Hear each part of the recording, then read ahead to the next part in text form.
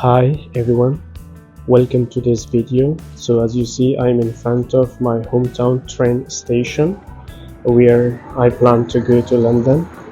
First of all, I need to go to the ticket counter to take my tickets because I already bought my tickets online, so just they are available in the counter and I go there to take my tickets.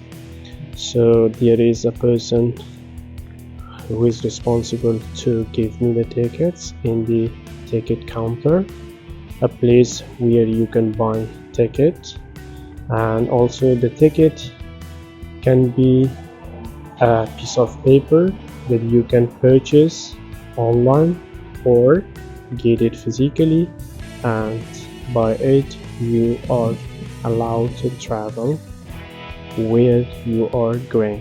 So let's go, be with me. Okay everyone, so I got my tickets. Now I'm going to enter the platforms. So I should say that the platform is a particular place, or we can say a raised area where the people wait for their train to come.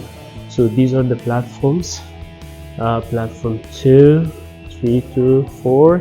So I need to go to platform 5 where I can get my train to get on.